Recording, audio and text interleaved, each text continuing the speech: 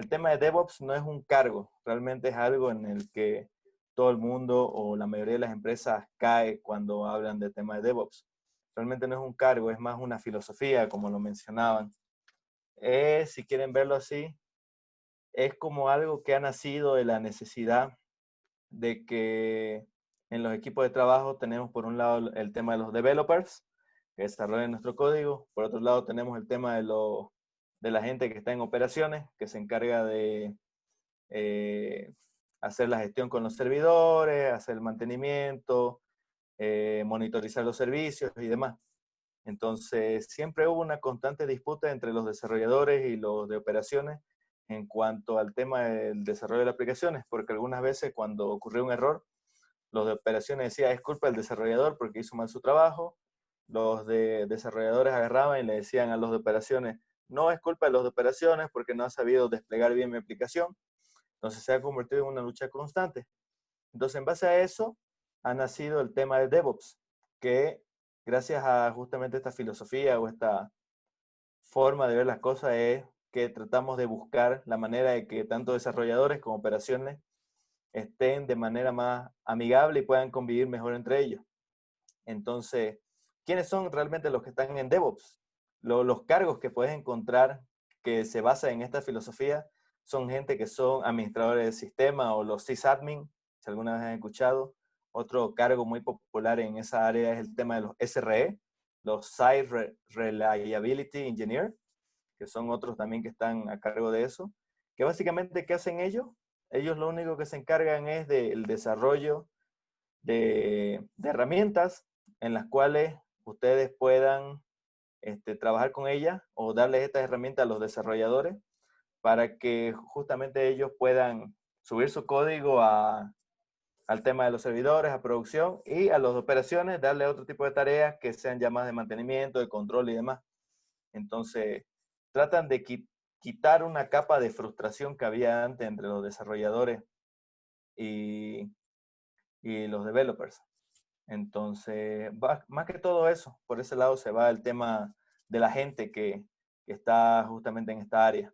Busca que haya un poco más de paz dándole herramientas, el tema del CICD y otro tipo de herramientas de automatización que realmente son bien importantes para esta área, digamos, para evitar ese tipo de frustraciones y ese tipo de problemas que comúnmente se tenían en el pasado. Entonces, básicamente ya tienen una idea más grande acerca de lo que es DevOps. Si alguien se identifica o ha recorrido por este camino, se puede considerar un DevOps. Primero, un DevOps comienza con un lenguaje de programación que puede ser Python, Ruby o Node. Si aprendes esto, entonces el siguiente paso que tú tienes que ir es a los conceptos de virtualización. Puedes optar por máquinas virtuales, sistemas de archivos o eh, puede ser otros que son administradores de entradas y salidas. Bueno, en esta parte, por mi experiencia, yo no he tocado todo este punto aquí. Pero donde sí toqué fue en sistemas operativos. Manejo Linux, Windows muy poco. Preferentemente de Linux manejo Ubuntu, es lo que me gusta. Debian, alguna vez toqué Debian. Entonces, si aprendiste sistemas operativos, te puedes ir a aprender lo que son las terminales light, terminales en línea, que puede ser Temus o otros. Por ejemplo, aquí nos dan algunos ejemplos. Si concluiste todo este aprendizaje, tú puedes irte a lo que es a seguridad y protocolo. En lo más que yo he trabajado ha sido HTTPS y los certificados y los protocolos de SSH. Trabajé en esa parte.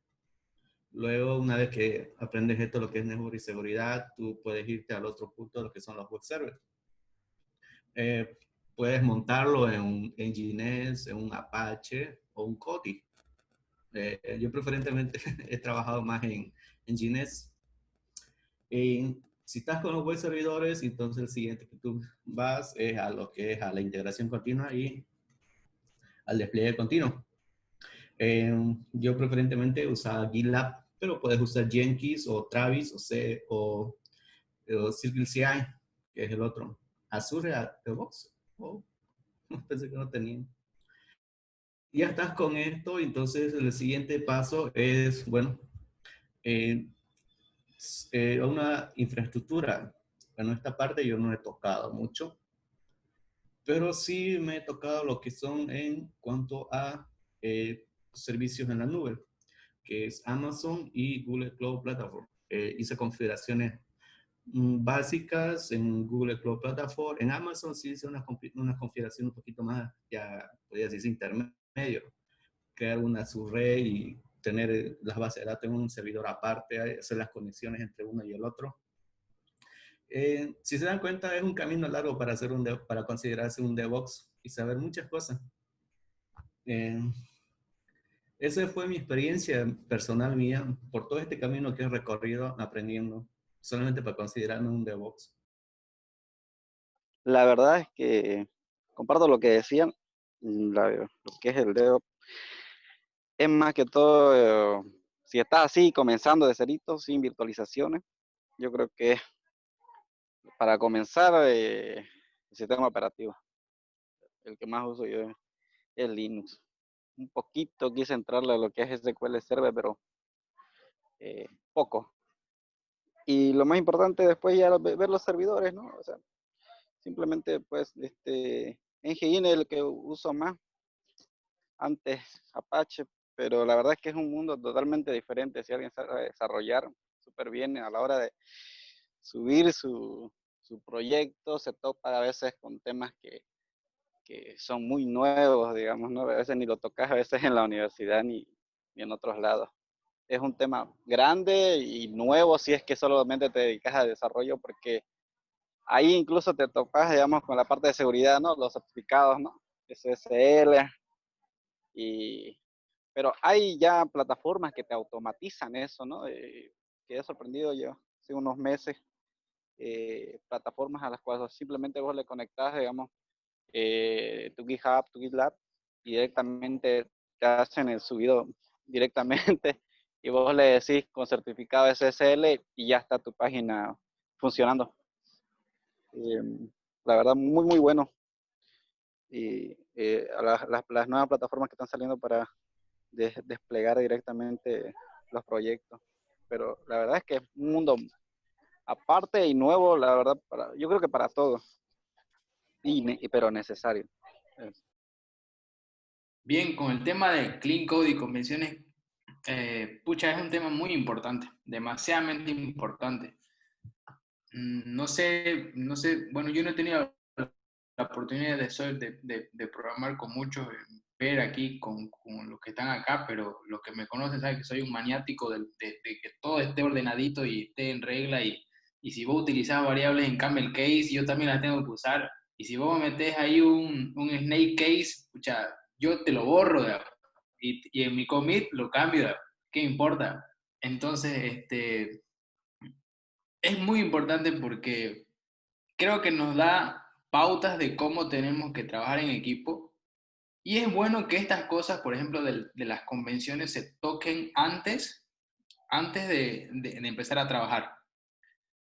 No sé, aquí sería bueno ver quiénes utilizan tab, quiénes utilizan espacio, no sé, por ejemplo, quiénes utilizan tab de 4 como los normales, no como nosotros, y quiénes son los alienígenas que utilizan tab de 2, digamos. Entonces, todas esas cosas hay que charlarlas, digamos. Es importante hacerlo. Tranquilo, viejo. Es que no puede ser que usen tab de 2, hermano, es un crimen. El tab de 4 se te va toda la shit en JavaScript, ¿eh? Y después termina, y si pones 80 de columna, ya no te sirve tab de 4. Entonces, para que vean, por esto es importante tener estas conversaciones.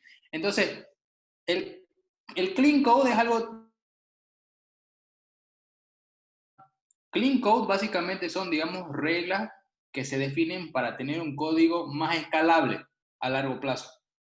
Esa es la definición, creo que es la mejor definición que puedo darle.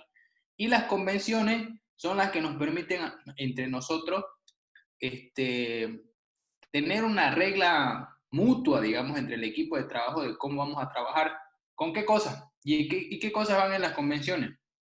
¿Cómo es definir tus variables? ¿Cómo los nombres de tus variables? Por ejemplo, lo que estamos mencionando ahorita, si utilizamos tab de 2, utilizamos tab de 4, o algunos utilizan espacio, por ejemplo, ese tipo de cosas. ¿Qué más?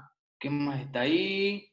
Por ejemplo, cómo, por ejemplo, hacemos la importación de algunas librerías, si hacemos algunos usos, etcétera, etcétera. Por ejemplo, me acuerdo cuando estaba bien empezando yo con web, cierto que no programo web, pero cuando programo en web, a mí me molestaba bastante de que en el mismo HTML te pongan un pedazo del tag de CSS y te pongan el estilo ahí mismo. No me gustaba. Yo lo que quería es que no les costaba nada si era largo el estilo que iban a escribir, que lo tengan en otro archivo separado y solamente hagan la importación en el HTML. Ese tipo de cositas hay que charlarlas y es importante hacerlo. Entonces, en esto nos vamos, en todo este tema de convenciones, en convenciones en equipos de trabajo. Ahora, por ejemplo, lo que dice Israel es cierto. Imaginemos que yo y Israel y estamos en un solo equipo. Dios no quiera. Entonces si él utiliza tab de 4, perdón, tab de 2, y yo utilizo tab de 4, ahí hay que tomar una decisión, ¿no? Porque no podemos estar todo el tiempo cambiando tab de 2, 3, de 4. Yo lo que vi e investigué, y es que hay las formas, por ejemplo, de definir algunas cosas, como por ejemplo, algo que yo utilizo mucho para las convenciones, no sé si ustedes utilizaron, lo utilizo más yo que todo en editor de código, es editor config. No sé si alguien lo utilizaba acá. Es muy sencillo. Creas un archivito dentro de tu proyecto, .editorconfig, y definir las variables que vos querés para tu proyecto. Entonces, todos los que se descargan el proyecto y lo formatean en base a ese archivo, ya lo tienen todo bonito, ¿no? Pero, por ejemplo, volvamos al ejemplo anterior que estaba queriendo plantear. Entonces, digamos, si Israel si él quiere tab de 2, yo quiero tab de 4, entonces lo que hay que hacer es llegar a un acuerdo. Y lo que yo investigué acerca de esto para llegar a para tenerlo bien, es que, por ejemplo, hay formas de editar el editor de código que los tab de 2 me los represente con tab de 4 o algo similar, cosa que cuando él suba su código vamos a mantener una misma regla. La diferencia es que cuando él se lo descargue y se haga un pull, digamos, de un proyecto, el editor se lo va a mostrar de forma distinta. Ese va a ser el único cambio. Entonces, esas cositas así ahí son chéveres y hay que buscarlas. Yo lo que les recomiendo, como decía Mauricio al inicio de la reunión, aunque él crea que soy un JavaScript lover, hay estándares de compañía que ya se han tomado el trabajo de hacer esto. Usualmente en tecnología casi todo está hecho. Y si no está hecho, no se ha hecho en Bolivia, digamos, lo ha hecho en otra parte.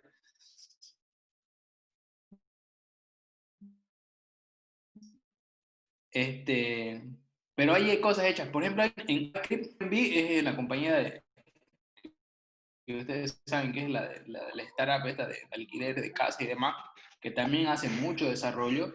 Y ellos tienen un estándar, que es el estándar de JavaScript de Airbnb, y está muy bonito y es muy completo.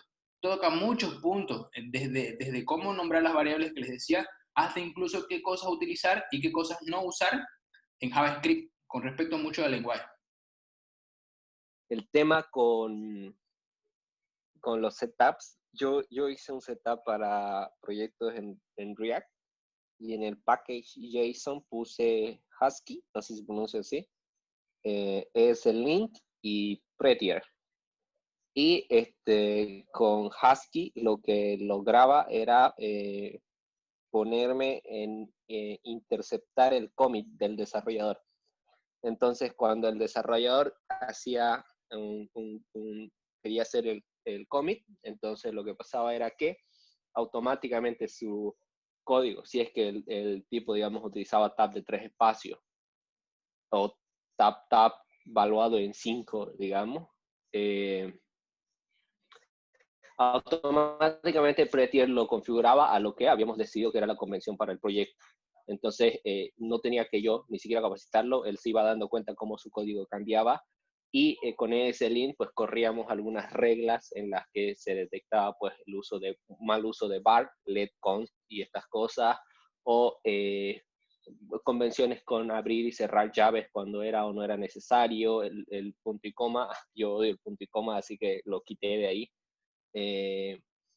Y ese tipo de cosas, y todo antes de que el desarrollador hiciera un commit. Finalmente, le lanzaba sus errores, hey, corregí esto, esto, otro, y cuando corregía pues todas las cosas que podía corregir, recién podía hacer commit y funcionaba súper bien. Lo que no he logrado es hacerlo, o sea, no he logrado hacerlo de la misma manera tan limpia como lo hice en JavaScript, es en Python. En los proyectos con Python no pude hacerlo muy bien porque no hay herramientas tan avanzadas como Prettier. Estaba una Black, creo que se llama, una cosa así, pero tenía algo loco que te cambiaba el código de un estado A a B y luego del B al A, entonces el tipo no tenía estados finales, entonces vos podías estar queriendo hacer commit y nunca lograrlo, ¿me entendés? Pero ahí se pueden explorar algunas opciones y esa era como una estrategia que seguimos porque sí, lo más complicado de esto, además de evidentemente tener código ilegible o desordenado, lo más complicado de esto es que esas inconsistencias entre los estilos de los desarrolladores te causan conflictos en el repositorio, merge conflicts, ¿no? Y gastas tiempo en eso, entonces tienes a tu equipo perdiendo tiempo en eso cuando podrías, bueno, ya, regla, aquí nadie tiene voz y voto, va a ser 2 o 4. Si el que no votó al principio, pues el que llegó después, pues lo acepta. Entonces así fue como lo trabajé en su momento. Tener un código limpio es muy importante, desde si hacerlo en español o hacerlo en inglés, ¿no? Es que eso va a depender mucho de la empresa en la que estés. La experiencia te hace decir que siempre en español, digo en inglés, siempre, siempre. Luego, el tema del el nombre de las clases, el nombre de los paquetes, el, el nombre de tu método, ¿no? Si es plural, si es verbo, si tiene que representar a objetos, ¿no? Si va a devolver un valor true, false, ¿qué va a devolver? Si el método tiene que tener más de una funcionalidad, cuántos if puede tener tu método, cuántas líneas de código puede tener tu método. Entonces, son varios aspectos que son muy importantes, ¿no? Y cuando uno ya llega, como que después de leer el libro, medio que te vas organizando, todo lo ves, entonces ya definís y pensás antes de crear el nombre de tu clase, de tus métodos, etcétera. Llega otro que le pone cualquier cosa y como que sin sentido, entonces ya que choca ahí, ¿no? Entonces lo haces cambiar. Y eso choca cuando uno hace la revisión de código, ¿no? Porque usualmente una persona crea su rama para poder hacer esa funcionalidad y para incorporarse a la rama original, pongámosle, tiene que pasar por alguien que revise, usualmente es tu superior. Entonces el superior empieza a revisar línea por línea, cuántas líneas de código, los nombres de la clase, ¿no? Y si es aceptado, se incorpora. Pero usualmente hay estas observaciones, ¿no? Que por qué tu método se llama tal cosa, o por qué está en español o en inglés, ¿no? O por qué la variable constante está con guión bajo y luego con minúscula, por qué no en mayúscula, y, ahí depende mucho. Lo que se puede hacer tal vez es aplicar este Coding Dojo, pero para resolver un problema, ¿no? Usualmente lo que he podido ver en el trabajo es que aplicar una reunión con todo el equipo y buscar un problema para poder resolverlo. Este problema puede ser ponerle un algoritmo o ponerle la creación de una clase para que todos puedan compartir el modo de desarrollo, desde cómo crear una clase, la variable y cómo separar las funcionalidades o los métodos en sí y no esté dentro del override del botoncito que tenga. Entonces es importante para mí hacer esa reunión. Aparte de eso, si es empresa pequeña no va a existir un estándar, lamentablemente. Si es una empresa grande, existe un estándar de base de datos, existe un estándar de código que tienes que hacer. Depende si es Android, un tipo de código. Si es C#, otro tipo de código. Si es de tipo de Python, otro. Porque es de camel case o si es un uppercase, depende del tipo de lenguaje que estés manejando. Estas son las temáticas random de esta semana. Tenemos smartphone, mi herramienta de trabajo película, las nuevas, por favor. Tiendas bolivianas recomendadas para hacer compras online, los que quieran comprar por internet en esta época de pandemia. Deporte, algo que se pueda practicar en casa, por favor. Silla o asiento, y yo quiero agregar aquí Otoko, ustedes ya me dirán cuál prefieren. Y luego sillas gamer, ¿lo valen? Ahorita lo vamos a ver. Entonces vamos a proceder con el sorteo a ver cuál va a ser la temática de la que vamos a hablar. Entonces vamos a girar nuestra ruleta. Y después de girar nuestra ruleta, la temática que ganó fue sillas gamer. ¿Lo valen? Ese va a ser el tema, la temática de la que vamos a hablar. A tu pregunta, yo recién me compré un sillón de oficina de ahí de Multicenter que está en rebaja, 700 pesos, 780 pesos. El sillón, un sillón grande que soporta mi peso porque yo no soy delgado. Ya, y me va bien, digamos. Antes tenía una silla así, pero como no paraba mucho en mi casa, más paraba en mi trabajo era más cómodo. El asiento, acá no, aquí ya me incomodaba un poco, por eso decidí comprar un sillón de oficina. Con respecto a las sillas gamer, el problema en este pueblo es que todo lo que llaman gamer y todo lo que lleva LEDs le suben un 20 a 30% al precio que debería ser. Y eso se ve mal, digamos, del lado del consumidor se ve mal porque estás pagando algo que no es su valor real, digamos. Se ve bonito, claro, se ve bonito, se ve cómodo, pero es demasiado caro. O sea, su precio no refleja la calidad o el confort que te puede llegar a dar. O sea, ese es un gran problema, al menos acá en Santa Cruz. Y no solamente con el tema de sillas, ¿no? Todo lo que le llaman gamer siempre viene con su plus de efectivo, ¿no? ¿Te quieres comprar una memoria RAM? Las memorias RAM que pillas son las disque gamer que viene con OLED más y cuesta como $50 más, digamos, que una memoria RAM normal. Y el problema es que como todo el mundo compra ese tipo de cosas por ser gamer, y ya las otras cosas normales no las traen, digamos, una RAM normal con solamente un disipador o una tarjeta madre sin RGB y todas esas cosas. Entonces, yo veo, digamos, que de un tiempo a esta parte se está volviendo una mala práctica, digamos, al menos en el tema de los vendedores, ¿no? Que se aprovechan de eso y del furor, digamos, o del rush que hay actualmente en las compras, de todo lo que significa ser gamer, entre comillas. Yo creo que el problema ahorita pues está que sí son caras, o sea, porque se abusa mucho el precio, o sea, se especula harto porque la gente obviamente no sabe acá. Y por otro lado tampoco sabe los costes de importación, ¿no? Pero normalmente una buena silla más o menos debe estar en unos 1.600, más o menos. He visto sillas en 1.800. Obviamente hay tipos vivos que ahora mismo en esta pandemia han estado abusándose del precio porque he visto, por ejemplo, mi hermano que tiene una silla igual que súper cómoda, que él se la compró. Y no, pues esa silla le costó 1.600 y ahora por la pandemia la gente está abusando y está vendiéndola en 3.000 bolivianos. Entonces, hay que tener cuidado en eso, pero de que son cómodas, lo son. Y aparte de eso, el esqueleto que tienen normalmente es un esqueleto que está hecho para soportar gente grande. O sea, estamos hablando de que te soporta hasta 150 kilos, hasta 180 kilos, mucho depende igual de la marca. Ahora, en cuestiones de marca hay harto, tenés marcas como Cougar, tenés marcas como Altísimo, creo que Gigabyte igual hace sillas. Entonces, eso de la parte baja. De la parte baja tiene protección lumbar, eso es lo bueno. Y no sé, para mí son cómodas, pero igual yo tengo acá este sillón de oficina que ya tiene años igual y lo sigo utilizando.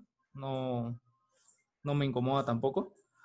Pero si tuviese la oportunidad de cambiarlo, sí, me compraría una gamer. Pero una simple, porque tampoco pues hay que gastar a lo loco, porque no sabes de dónde están viniendo igual esas sillas, o si son incluso copias, porque he visto que hay hartas copias, así que hay que tener cuidado en eso. Yo tengo una silla regular nomás, normalita. O sea, no es de plástico, igual la compré en center, pero se podría decir que es la gama más básica. Es cómoda, la compré más que todo por la mallita, para evitar el calor, porque justo en los días de paro hacía demasiado calor. Después, mi escritorio, recién conseguí uno. La verdad que antes sufría con las rodillas porque tenía una mesa que tenía un reposalibros a la mitad, así que las rodillas nunca ingresaban y ahí tenía un dolor constante. Eh, logré hacer un setup bueno. Lo único que me falta es mejorar la altura de la laptop. Por el momento no tengo un monitor extra, pero con eso he sufrido bastante, la verdad. El tema del dolor en la zona del cuello, en los hombros. Y no he conseguido ajustar todavía la altura para corregir ese tema. Después todo bien, por suerte. Todo regular en mi caso.